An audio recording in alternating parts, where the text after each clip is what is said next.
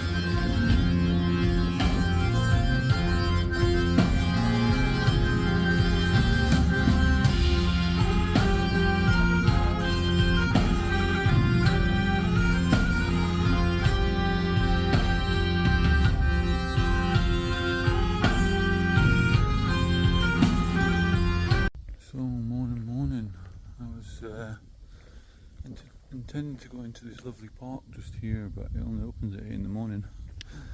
But look at this cathedral in the early morning. There's something else. This is where I was last night in the evening, and that music was playing. Everybody was out here, and now there's not a soul in sight.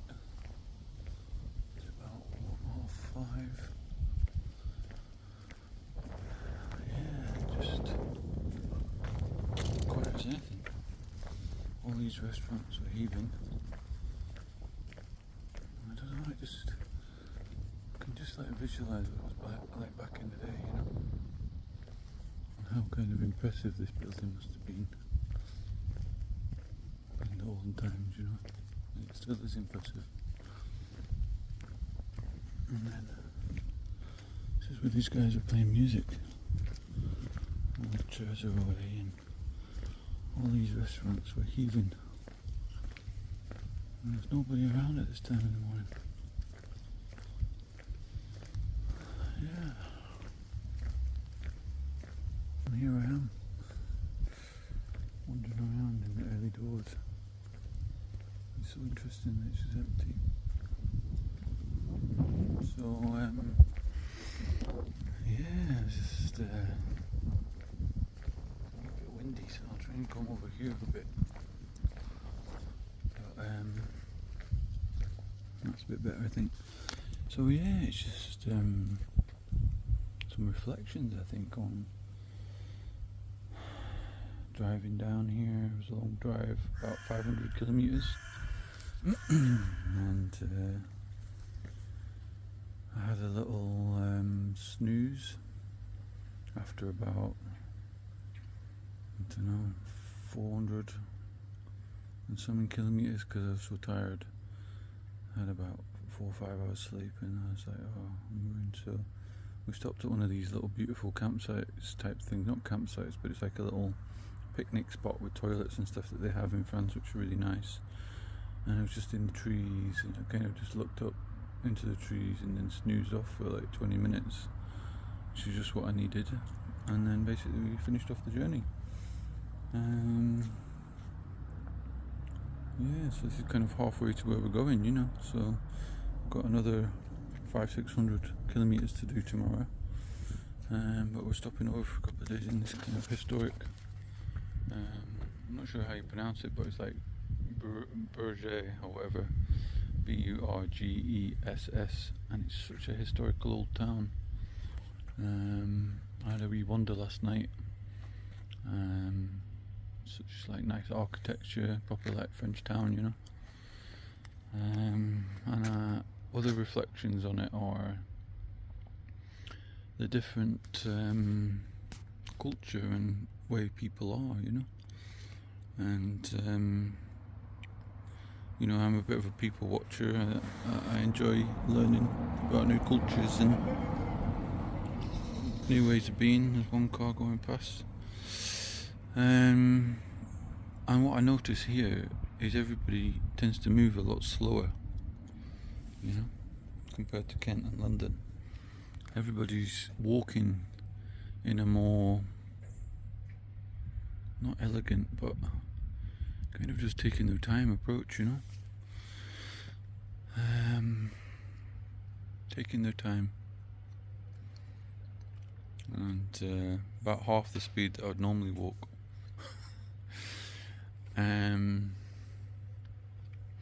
And that's also the same with when everybody's out here at these bars and restaurants in the evening. They're all just kind of sitting in this way, you know, just sitting like that, you know, or sitting chatting, you know. And what I observed is that they're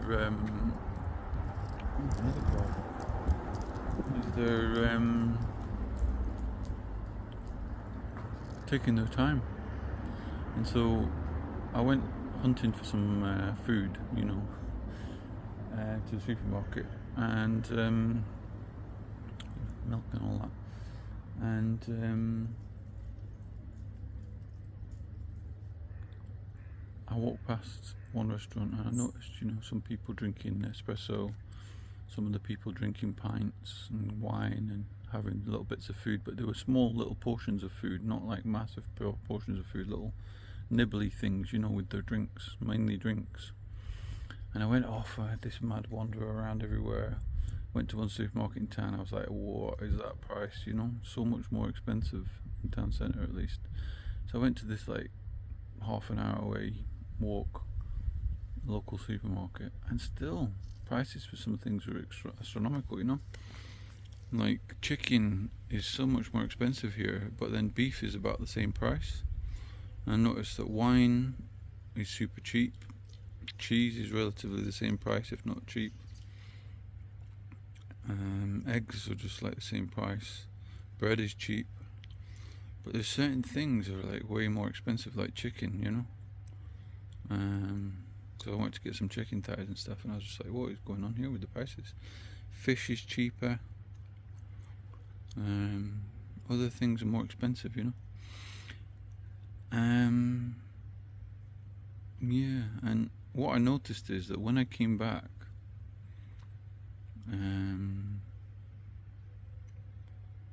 I was wondering back the same route. It must have been 45 minutes later or 50 minutes later or something like that, after doing the shopping, carrying it back to the flat, you know. And I noticed that the people that I'd observed on the way there were still sat there in the restaurant with their friends or on their own. And you know what? They still had the same drink. And they still had the same food on the table. And I was like, I know that doesn't sound like much, but it's quite significant, you know, when it comes to like a cascade effect of things, you know.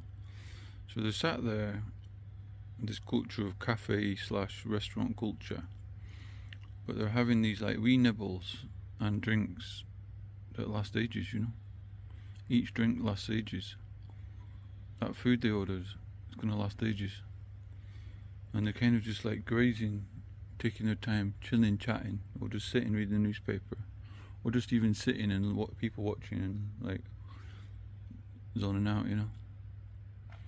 I thought that's very interesting, you know. It's like a different pace of life, a different way of eating and drinking, isn't it?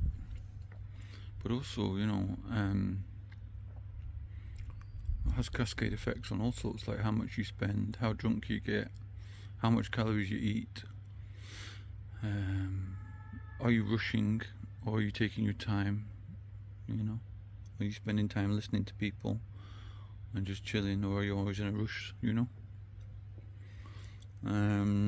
Yeah, so interesting stuff. Yeah, other aspects as well were, I'll probably do a separate video on that, but it's about how we might save money and be able to do things, but them cost less. But yeah, have a great one. It's just my initial observations, and I'm going to have a big wander around this town this morning while everybody's sleeping mostly. Have a great one.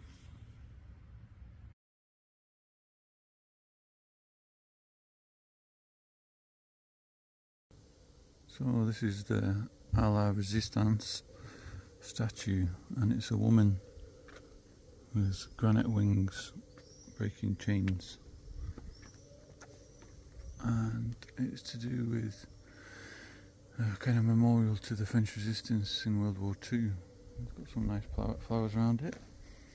And it's a picture of a woman kind of breaking out of these chains and these wings, granite wings, and some nice flowers over here. I'm keen to get in that park over here when it opens at 8, just to have a look at the flowers and stuff like that. But here's a sneak peek of some of the flowers that might be in there as well, which are always interesting to me. So these are the types of flowers that they're growing around here. These ones I've not seen for a while. One of these ones, I can't remember now anyway. And these look like big peonies or something. Yeah, kind of wilted a little bit. Yeah, just nice to kind of chill in the morning.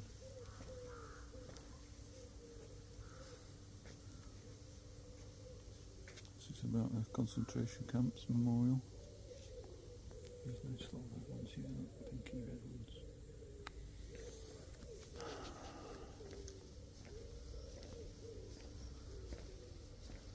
Look at that. Very cool. It's a nice little array of flowers, different kind of ones a wee bit. This must be what they're like when they open, like that big one there. Kind of like a version of a peony, I believe. I think these are corn. Yeah. Oh, this is it here. So this is kind of like, I think it looks like a kind of, is it a hyacinth? I don't know. Very nice flower though. Kind of like a peony / hyacinth. I don't know. A bit different, aren't they, peonies and hyacinths? But yeah, nice to look at anyway and see what flowers are growing. Different varieties. Yeah.